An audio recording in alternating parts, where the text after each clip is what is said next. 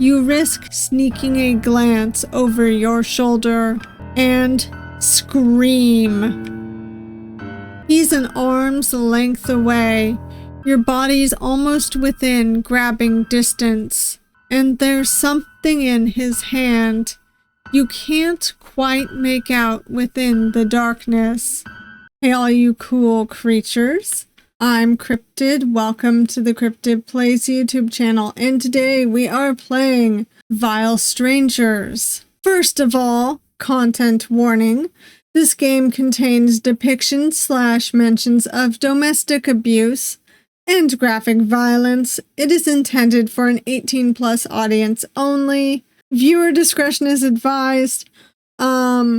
If the violence is too bad, then I will age restrict it. If it's not, then I won't. But please, please, please keep in mind, this is for adults. And anyhow, ooh, that's pretty. Anyhow, we are playing Vile Strangers. It is only a demo. But what it's about is that a strange masked man won't stop staring at you at the bus stop. So let's get into it. Bus stop, 8:45 p.m. Ugh. The man next to you at the bus stop covers his nose and waves a hand in your general direction. Absolutely vile. Learn to take a shower and use soap for once in your life. Your eyes twitch at his condescending tone, his voice filled with judgment, which is to be expected considering it's coming from a guy in a fancy suit. Oh, how flattering. Just what I needed to hear after working 9+ hours. You think in tired annoyance before flipping him off when he turns his back towards you. He is still gagging, playing up his disgust as he creates a large amount of distance between you two, although not going too far, so he can still catch the bus you're both waiting for.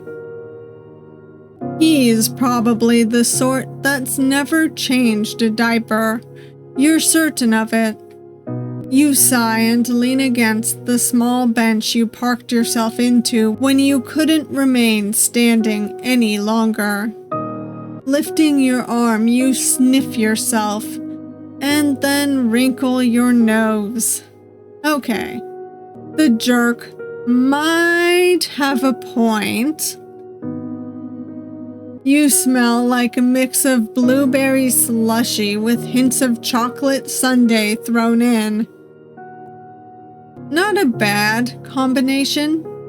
At least, not until you take into account that the scent mostly stems from someone vomiting all over your poor uniform. You tried to wash it off and wring your shirt out in the bathroom sink as best as you could. But yeah, this shirt's probably coming out of your paycheck. Maybe the smell didn't bother you so much since you've gotten used to it. Currently, you work at Bobby and Bibbles, a family entertainment center that offers arcade games and egregious amounts of greasy foods that make your own stomach churn since you know how it's all prepared. You're 100% certain your workplace has violated about a dozen health code protocols. Take yesterday afternoon, for instance. You had a literal staring contest with a mouse stealing cheese off an uncooked pizza before it ran off, heading for a clear-cut hole in the wall with open access to the counter. And despite telling the manager about this, the manager demanded the pizza still get served.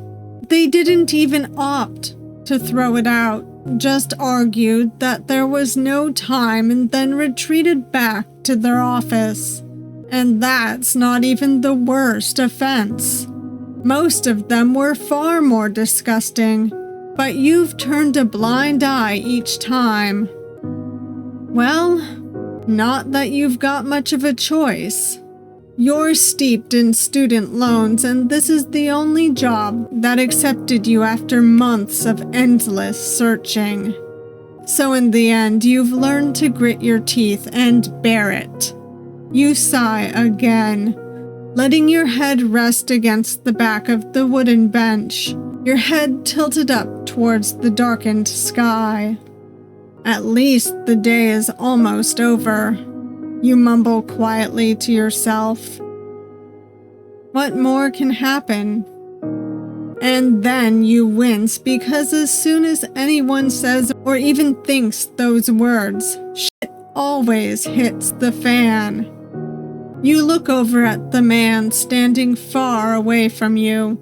He's actively ignoring your presence, which is fine by you since you doubt he's going to wind up as the punishment for your self-inflicted jinx. Maybe the buses could wind up running late then? You try to predict the terrible luck that'll befall you when you hear harsh and heavy steps. You glance over. And holy shit, the guy walking towards you is huge. He's a massive bulk of a man. You would need climbing gear just to see him at eye level. He is that tall. It's intimidating. When he makes a grunting noise, you crane your head to look up at his face, but he's wearing something over it. Like a mask? Oh, please say this guy isn't the result of your self-inflicted jinx. He's just some party goer, right? Probably with a costume theme. Considering his apron, that looks like there's a few red splotches right on the "you are screwed" alarms start ringing in your head. Sirens going off left and right, as your brain scrambles and tries to determine whether or not those are actual blood splatters, or simply dollops of ketchup made to look like blood. You try to recall if you've seen anything on the news, or true crime channels about masked murderers in your area. But if you're being honest, the crime rates are astronomical in your city.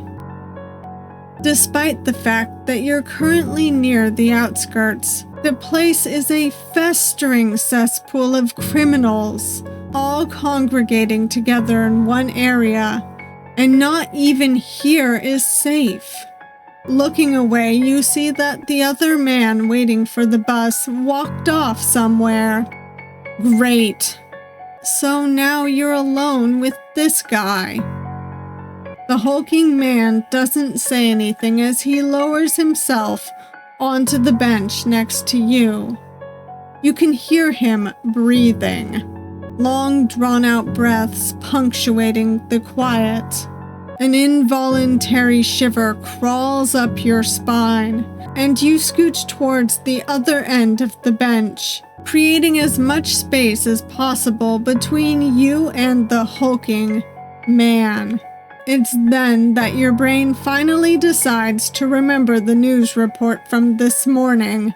The body of a 34-year-old man, identified as Raymond Maverick, was discovered strung up inside the gazebo of Winterberry Park at 11:30 p.m. by a passerby in the area. Reports say that You dislodged the thought with a furious shake of your head. No, that won't happen to you. It can't. Because that's... Your brief stint of denial gets cut off by the sudden movement out of the corner of your eye.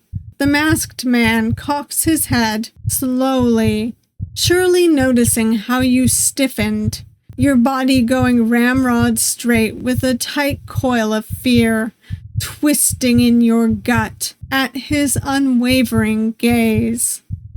The masked man is staring right at you. His breathing grows heavier, as though your response excites him. No other sound punctuates the silence. You can't even hear the usually present sounds of the city and the far-off distance from where you're positioned, like everything's drowned out because of his presence. Out of the corner of your eye, you catch the sight of his hand, twitching. You finally turn your head towards him, trying to keep your trembling under wraps as you shove your quaking hands between your legs, knowing full well that if he attacks you, you're practically defenseless. Where the hell is that damn bus? Shouldn't it have shown up by now?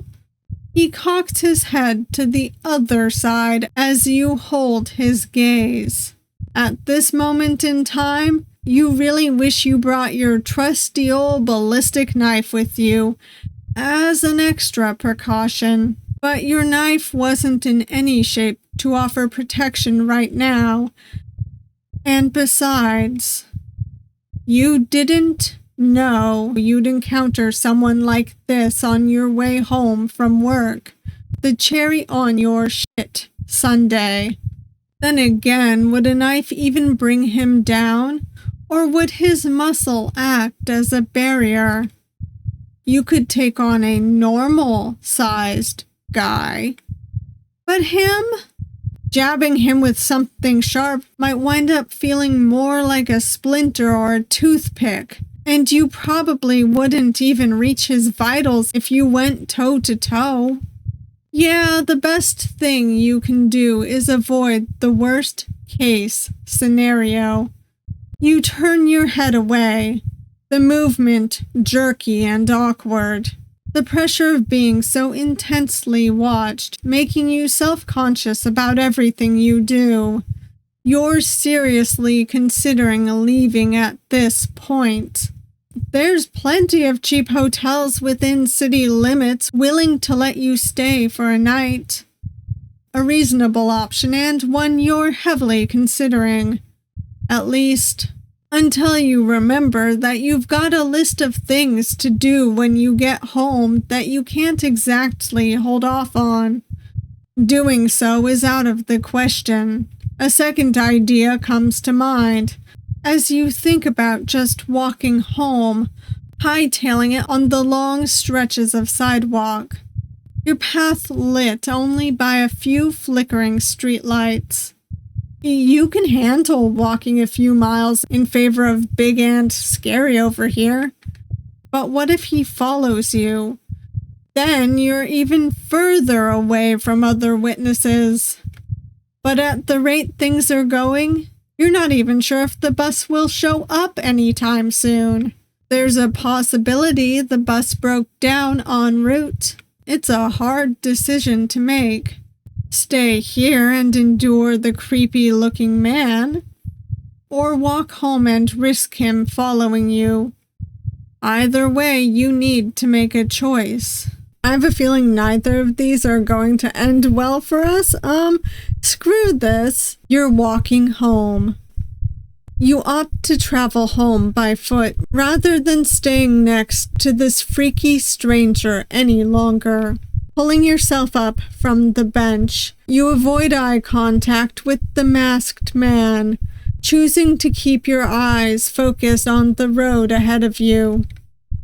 You listen out for footsteps as you move away from the bus stop. But after a few minutes of walking, there's no sign of the odd man pursuing you. The echo of footsteps only coming from your own worn-out sneakers. You sigh with relief. The night air is brisk, a cold chill on your skin. Above, storm clouds gather and merge, sure to bring in an oncoming storm. Thunder claps overhead and you frown as water begins to pour from the sky, adding yet another obstacle to your trek home.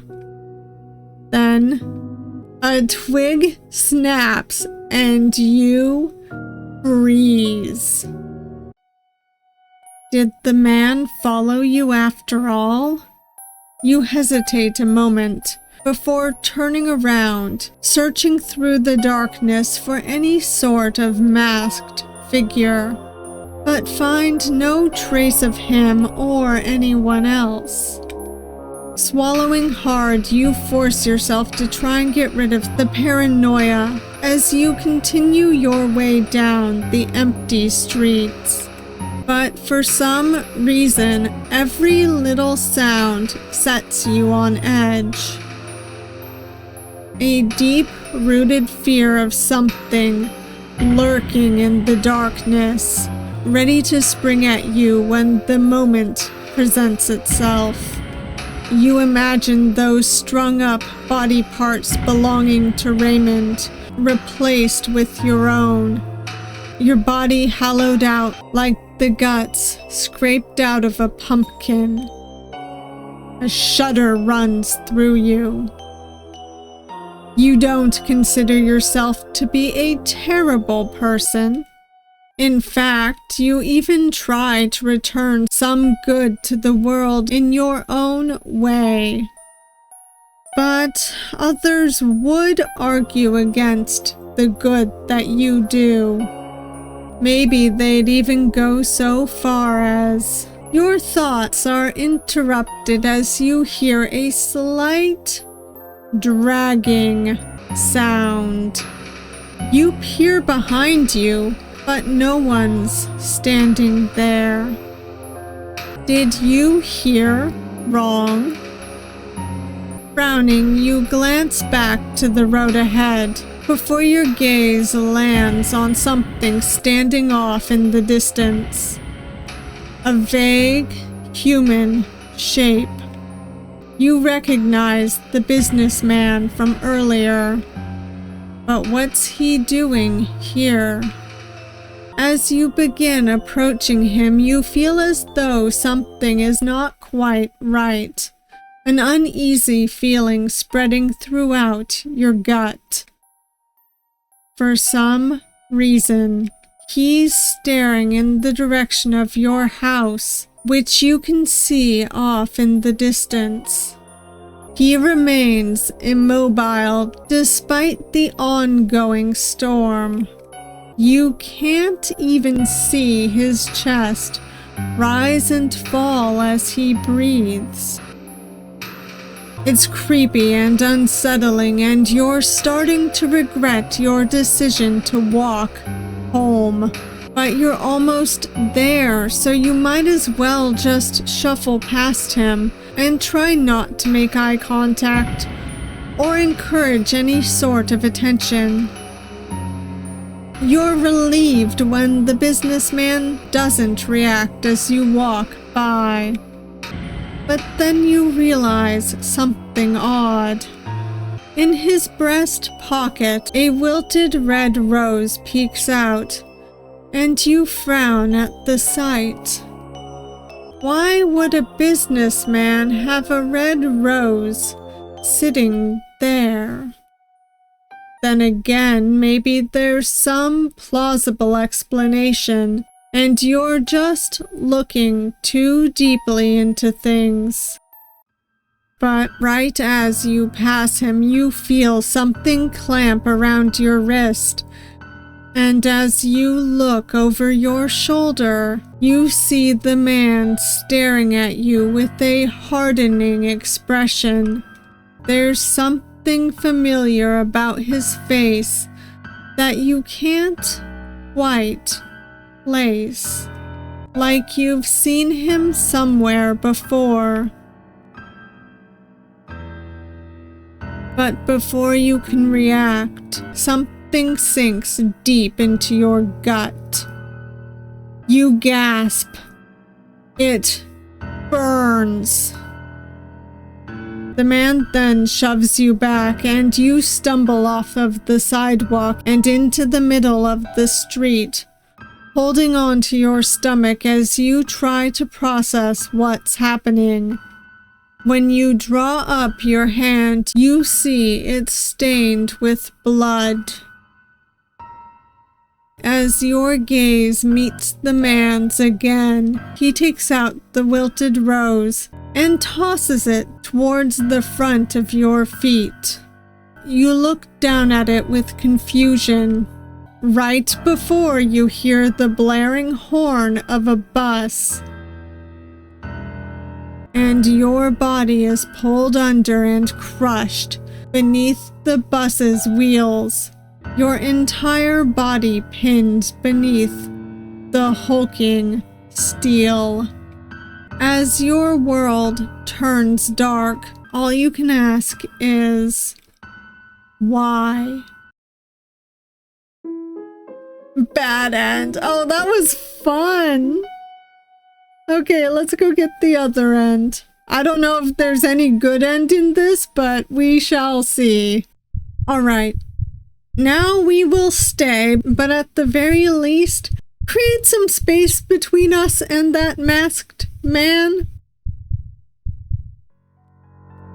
You're fine waiting right here. He's creepy and unsettling, but he hasn't tried anything yet. An oddball, but there's plenty of those currently living in the city who pose no inherent harm to others. You convince yourself you're acting over dramatic. Regardless, you decide to get up off of the bench in order to create some distance between you two. You busy yourself acting like you're stepping away to sort through the inside of your bag, not searching for anything in particular, but using it as a prop to appear like you're unaffected by his presence. You keep within sight, just in case the bus comes barreling past, when there's a soft creak originating from the bench. Then you hear the crunch of gravel, of footsteps stepping onto the asphalt, and nearing closer and closer still, making you break out into a cold sweat. Crunch. Step. Crunch. Step. Your hand freezes in your bag. He's headed straight towards you. The sounds of his lumbering approach drawing near. Crunch. Step. Crunch. Step. You wince at the heavy clunk of his boots, reminded of the possible force he could use against you. His entire body shaped like a weapon built to crush those smaller than him. Crunch. Step. Crunch. He pauses and you know he's right behind you. The shadow he casts underneath the yellowed glow of the streetlight consumes the entirety of yours, swallowing you whole and making you disappear completely. This feels like the beginnings of a campy slasher movie, yet it's your unfortunate reality. You want to believe he's a prankster, someone who gets a kick out of messing with strangers. But there's so many terrible people that you've encountered and endured in this world that you can't convince yourself otherwise, despite managing to do so a few minutes before. Because now he's right behind you, and you feel a hand clamp down on your shoulder. The hairs on the back of your neck stand at attention. You let out a small gasp and watch as the masked man's shadow moves, his free arm rising and lifting up while horrific theories of what he's holding cycles through your head. You don't want to stick around and find out. And finally, your brain kicks into gear. Before he can do whatever he's about to, you dart out from underneath his hand and make a run for it. Bus be damned. You're not staying for a second longer. You bolt towards the direction of the city. Your sneakers slap against the harsh pavement of the cracked sidewalk, your canvas bag banging painfully into your hip. But you ignore the pain because you can hear him. The stomp of boots. You're right to fear him, because now he's giving chase. He's eating up the distance between you two. You know he is because of how long his legs are, one of his strides probably matching 3 of yours.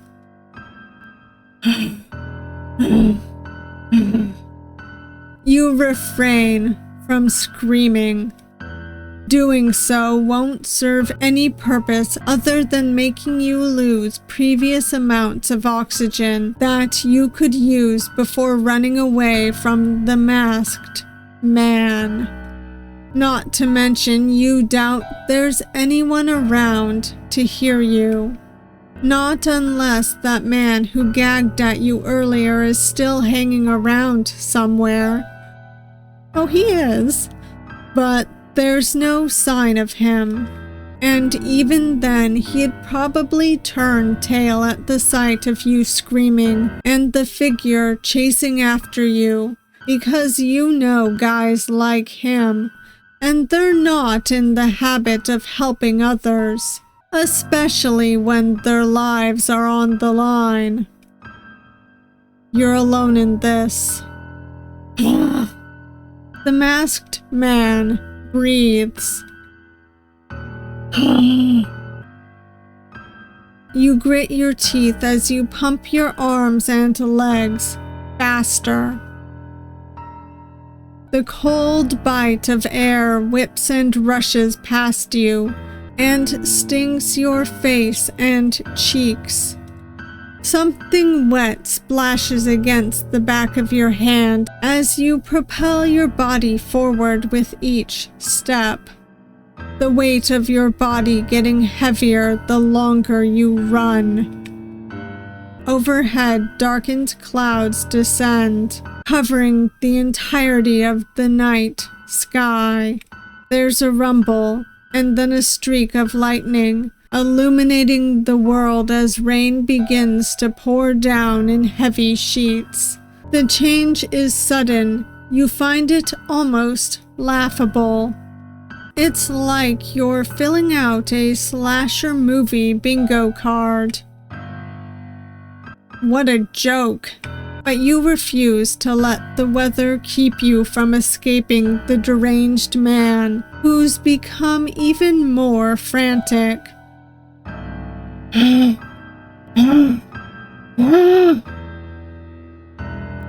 He's so much closer now, isn't he? You risk sneaking a glance over your shoulder and scream. He's an arm's length away. Your body's almost within grabbing distance, and there's something in his hand you can't quite make out within the darkness. The only thing you can see is that the item glints when another violent lightning strike tears across the sky. A weapon. He's got a weapon. You're certain of it now. Turning your head back in the direction of where you're going, you ignore the sharp, burning pain in your side from running so long and hard, trying to at least reach the park to see if you can lose him. Any other path will lead you to a dead end, and your body will end up mangled in a ditch somewhere. If you give the masked man an opportunity to corner you. Besides, you're the closest to that area now. The body of a 34-year-old man identified as Raymond Maverick was discovered strung up inside the gazebo of Winterberry Park yesterday. No, stop thinking about that. There's no way that the same thing will happen to you. Not unless... Get back here. Hands grasp at the back of your shirt, right as you catch sight of the park's entrance, and you make a sudden, sharp turn to dislodge the man's grasp and send him stumbling forward and past you as you make a break for the open gap in the rusted iron fence. Someone cut a human-shaped hole into the wires to let people pass through when the gates are locked. You think those little property-damaging shits, since it's a small enough size for you, but not the bulk of a 6'8" man that's currently trying to catch up with you. You manage to watch as the man hurtles towards you like a linebacker on a football field, and your heart seizes in your chest. Turning your body, you frantically squeeze through the gap. The cut wire of the fence tears into the front of your stomach, and you let out a yelp, the rusted wire tearing through the fabric of your uniform. You manage to pull out into the other side, just in time to watch as the man runs into the fence. You stare at him for a moment, heavy breathing on one side and him on the other, with one of his hands curled around the wire and the other in his pocket. It feels like an eternity. And then you turn tail and flee, sprinting through the weeds choking the landscape of the abandoned park.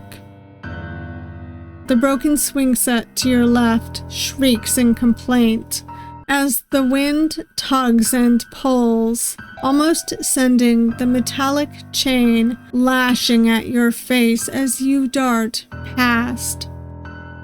You hear the clang of a fence somewhere, and you just know he's climbing over the fence, but you can't see him through the curtain of rain, despite trying to use your hand as a shield in order to keep the water out of your eyes. Then you spot the gazebo, the one where they found the body of the man. You don't hear the newscaster in your head this time, but rather one of your coworkers gossiping to another in the break room while you were scrolling through social media. My sister was on the scene. She said they cut off his limbs and almost made them look like wind chimes, with how they organized his arms and legs. His torso was in the center of it all. They completely disemboweled him. You remember hearing the girl say, right as your foot reaches the bottom step of the gazebo, "What about his head and his hands and feet? Usually they identify bodies by dental records and fingerprints and stuff, right?" The other coworker asked around a bite of his sandwich, the memory of his comment asked in sync with you reaching the top step and plunging yourself inside the gazebo. The girl telling the story shook her head. They couldn't find them anywhere, although his DNA identified him because of his past criminal history. Her words intermingle with the present as something catches your wrist. Your scream piercing the air with violence and terror as your body gets forcibly yanked backwards, sending you tumbling towards the ground. Yeah, I know all about his record. Talk about a scumbag. Your elbow bangs painfully against the rotting floor of the gazebo. He went to jail for abusing his wife and kids or something along those lines, didn't he? You stare up at the masked man with wide, horrified eyes. He's breathing hard, his fists clenched at his side, the veins in his arms throbbing as if in anger. He did, and you know what I say to that? Asks the memory of your female co-worker, right as the masked man slowly reaches behind him. The thing glinting in your peripheral as he draws it out once more. Good. You screw your eyes shut and brace your arms above your head. Riddance. Boom.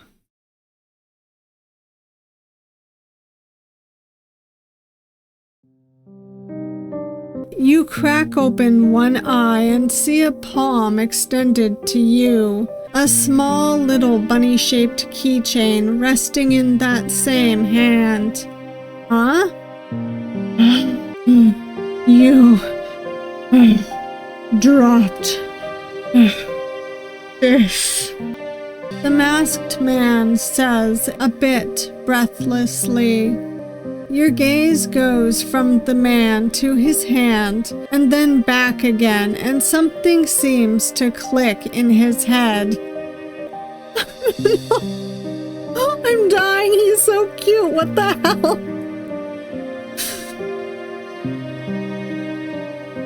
Sorry. When I reached for you, I almost tripped and grabbed onto the railing for support. But I accidentally drug you back in the process here. Let me help you up. Officially stun-locked, you let the masked stranger help you to your feet. He then observes the scrape on your elbow. I'm sorry. I know. Why is he so cute? He starts patting his pockets before drawing out a bright pastel pink band-aid and helping you put it on the scrape. Should do for now. He's catching his breath and beginning to form fuller sentences. What just happened? You stare at the masked man with your jaw slightly unhinged before you shake your head and point an accusing finger at him. Wait, so you're telling me that you chased me down like a madman because you wanted to return something? Why didn't you say anything? You scared the living hell out of me. I thought you were trying to kill me, dude. Oh. The masked man sounds almost sheepish, and he touches the tip of his pointer fingers together as he looks away. I tried to say something, but you suddenly ran away. I didn't realize you were running because of me. You're wearing a weird mask. Why wouldn't we? Why do you think I was running, then? You fold your arms over your chest. I thought you were looking for something in your bag and couldn't find it. So I figured you were racing to get it before the bus showed up. I thought it was the keychain you dropped. It's a limited edition, right? He's right. The keychain in question belongs to a show called Little Lucy Lamb's Herd that aired in the early 80s, displaying a cute and colorful cast of, what else? Lambs who often talked about themes of friendship and doing the right thing. Penny, a pink and purple lamb, wound up becoming your favorite despite acting as more of a secondary character. She taught you to always do what you could to help others without expectation of a reward, causing you to look up to her example. Even now, as an adult, the keychain a reminder of that exact lesson. You wonder if that's what the masked man was thinking too, as he chased after you. Finally, you nod to his question and clench the keychain in your fist before putting it into your canvas bag for safekeeping, stealing glances at the masked man as you do so. Despite the mask, you can tell by his body language that he appears anxious, if not a little shy. Can I ask one last question? You say at last, and he jumps a bit, as if surprised you addressed him, and then he nods, the movements quick and eager. Before, on the bench, why were you staring at me? He fidgets. He touches his mask, playing with the zipper for a moment, before dropping his hand. I was staring? He asks, having fully regained his voice. No more long, drawn-out breaths. You just stare at him, your expression patient, but tired. You did go into a full-on sprint on the way here after all. Not to mention you had a long day at work.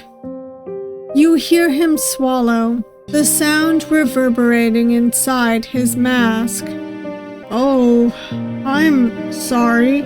I just thought you were pretty, and it made me want to sketch out the design for a new mask.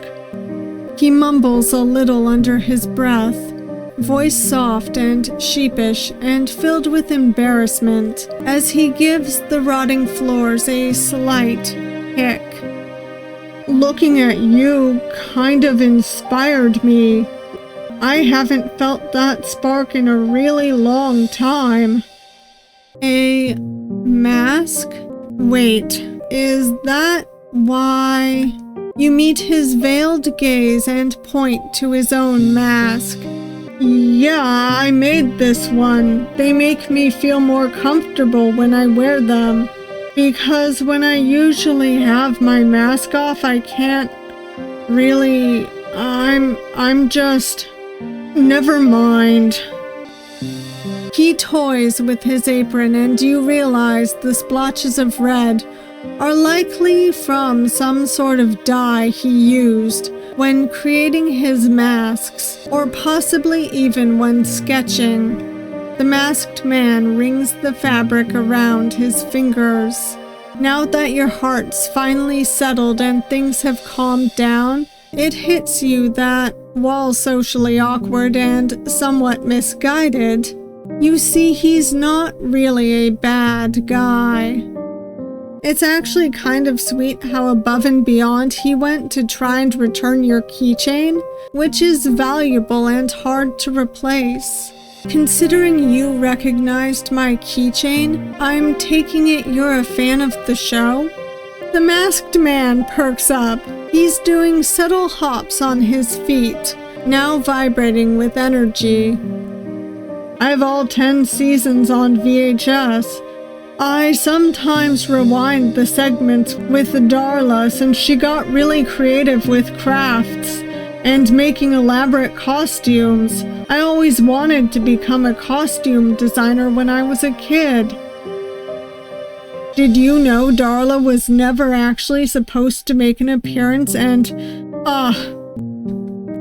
he cuts himself off mid-sentence. He looks away and rubs the back of his neck. Sorry, I tend to prattle on. You blink at him, and then your gaze softens. I don't mind, I actually like learning more about the show. He's practically brimming with joy, and you can feel it pouring out even with the mask on.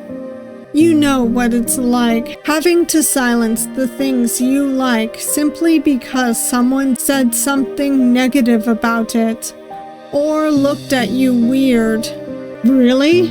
Are you sure? I wouldn't say it if I didn't mean it, you say. We can talk about it on the way back to the bus stop.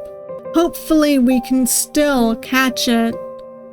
By the way, you say as you make your way out of the gazebo, I never did catch your name. Why did it get quiet? The masked man hesitates a moment, all bashful as if he's considering something, and you watch as he brings his hand to the zipper, drawing it up a little to reveal his mouth. It's Theodore. There's a shy smile playing at his lips, and then he quickly zips the mask back down all the way again. It feels significant, and you think back to what he said a few moments earlier in regards to the mask he wears. They make me feel more comfortable when I wear them, because when I usually have my mask off, I can't really. Never mind. Yet, despite whatever reservations he seemed to hold about taking off his mask, he unzipped it. Just a little. You don't know why, but a quiet smile finds its way to your lips.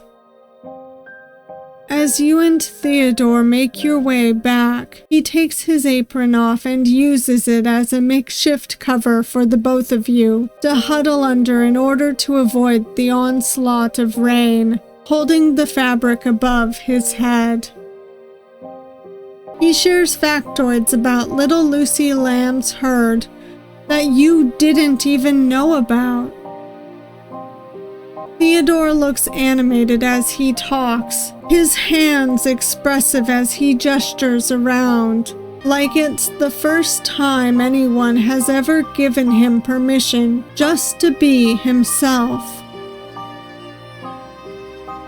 It's kind of adorable.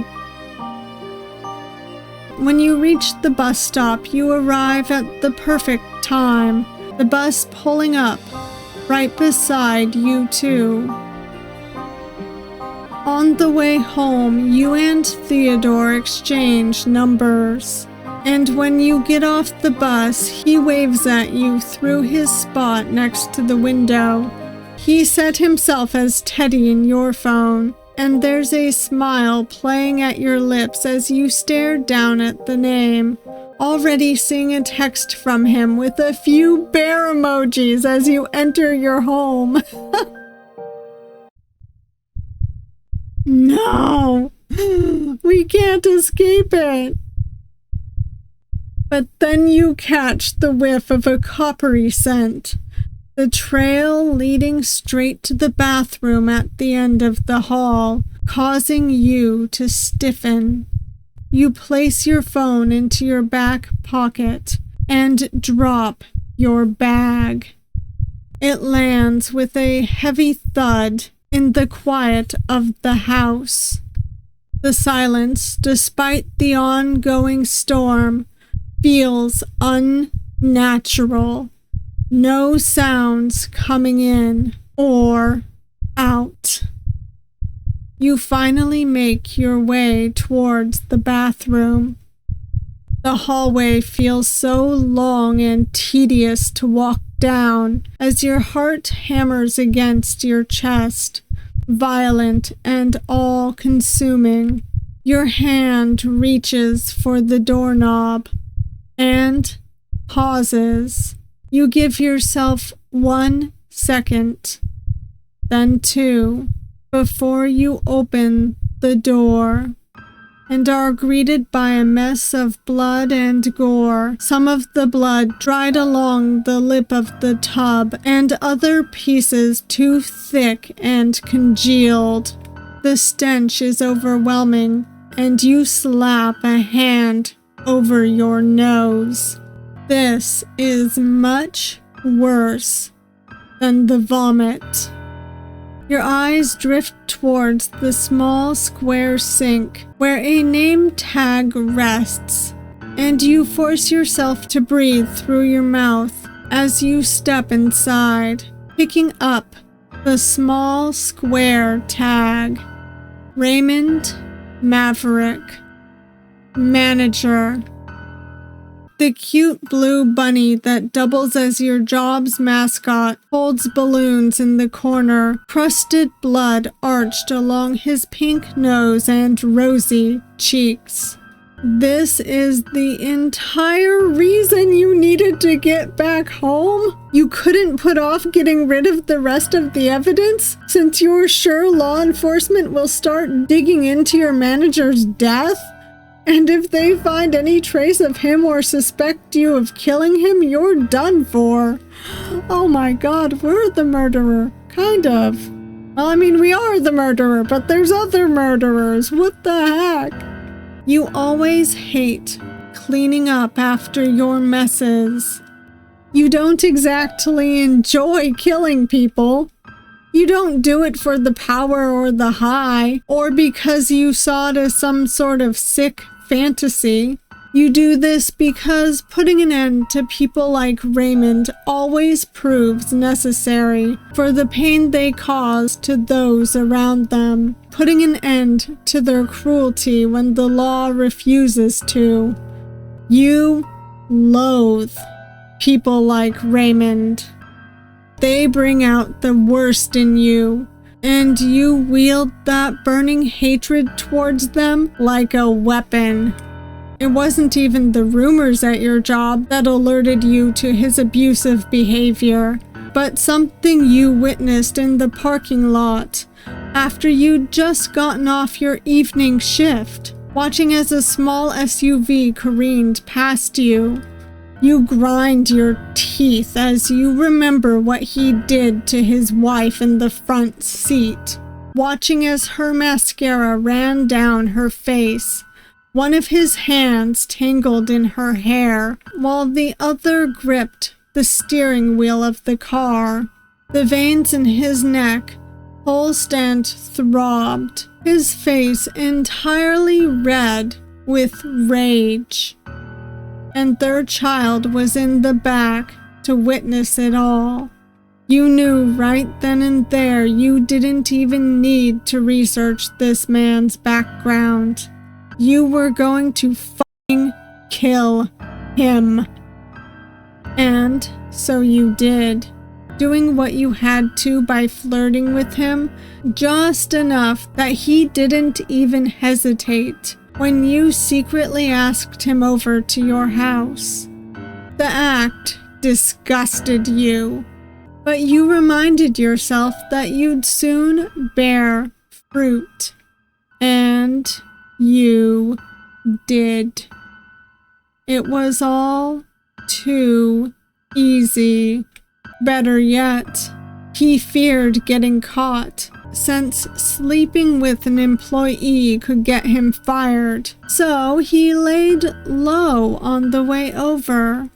At first, he tried getting handsy as soon as you opened the door, but you managed to shove a beer into his hands before he could pry your shirt off, and then led him inside, waiting for the opportune time to strike. He downed a good portion of his beer in a matter of minutes, not even processing the odd taste, as you tried to wait out the effects of the drug in the bathroom to avoid him touching you again. When you came back, you could see him trying to get up off of the couch, but stumbling.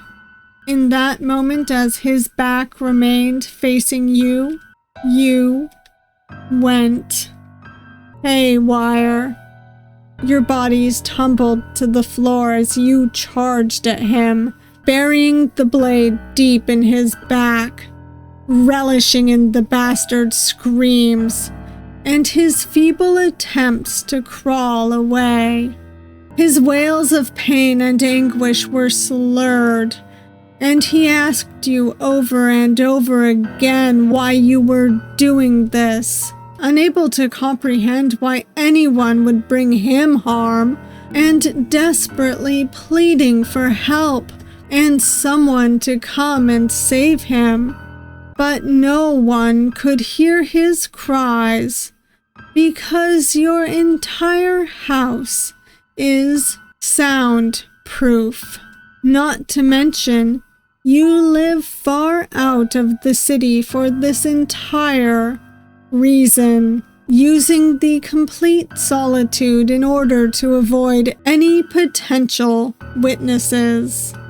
You felt his body grow weaker and weaker as you plunged the blade into him over and over and over again.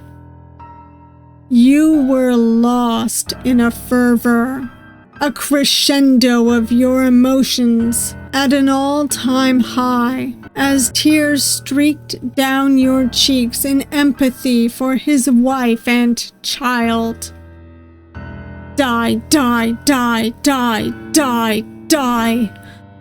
The word repeated itself in a vicious cycle through your head as you tore steel through flesh. You didn't stop until you realized his body had gone cold and he lay limp beneath you. You were breathing hard as you pulled back, letting your head tip back as you soaked in the moment of relief after doing what you set out to do yet again. People like him always asked, why? Why are you hurting me? What did I ever do to deserve this? None of them self-reflected or repented or begged for forgiveness for their previous actions. You aren't a senseless killer. You have your reasons. The people who wind up on the receiving end of your knife are terrible people. Simple as that. From domestic abusers to sex traffickers to those who torture animals, they end up on the receiving end of your ballistic knife. Of course, it's the same one you couldn't bring with you today, since it is still covered in DNA evidence from yesterday. Not to mention, the authorities are no doubt looking for this thing. So it's within your best interest to keep this thing squared away for safekeeping, in order to avoid any suspicion from coming your way. Usually, you try not to have any connection with your victims, but after seeing what he did, you couldn't help but want to take down your bastard of a manager. And now he's 6 feet under. Because of that, his wife and kids are free from his constant abuse.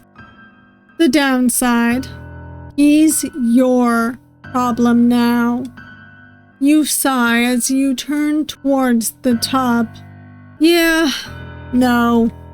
That's a problem for later you, because no matter how many times you've done this, which is well into the double digits, You always get queasy at the sight of so much gore. The only reason you can handle it during a kill is because of the adrenaline coursing through your body. Otherwise, you just want to hurl, like the customer who ruined your uniform did. You go with knife cleaning first and let the water run over the steel of the blade, imagining a hopeful future for your manager's kids and wife, where they didn't live in fear of constantly making the wrong move. Innocent people deserved protection from the monsters around them. Innocent people like Raymond's wife and kids. And Theodore flashes through your mind. Yes, you're certain he's gone through pain because of someone who took advantage of that innocence. And there's no doubt there are people like that in his life who continue to do so. You want to protect people exactly like Theodore.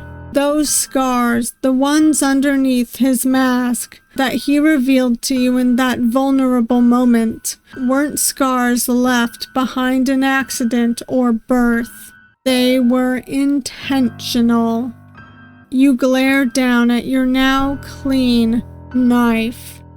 You're determined to find out who made them and end their existence. Because keeping people like him safe is the good you choose to do for the world. It's unconventional, frowned upon, disturbing, but you're determined regardless to find and eliminate every vile stranger you can find.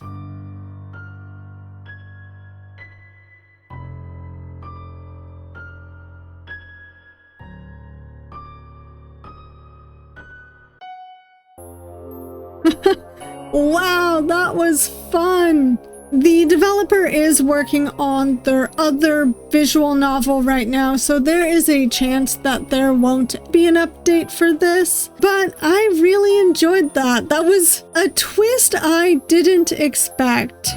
And, well, I adore Theodore. I don't know what to think about our character, but hey, at least we're kind of doing good. I was surprised at the businessman, but not overly surprised. Overall, I think this is a fun concept. I will have to try out the developer's other visual novel at some point, and we'll have fun with that one. It's called You and Him, and I actually really want to try it. I don't know why I haven't yet, but but I definitely want to. Anyhow, if you made it this far, thank you all for watching. And if you enjoyed this video, please hit that like button. And if you want to see more of me, please subscribe. At the moment, I'm still uploading twice a week, but I do hope to get back to uploading 3 times a week soon. And I hope to see you all next time. Bye.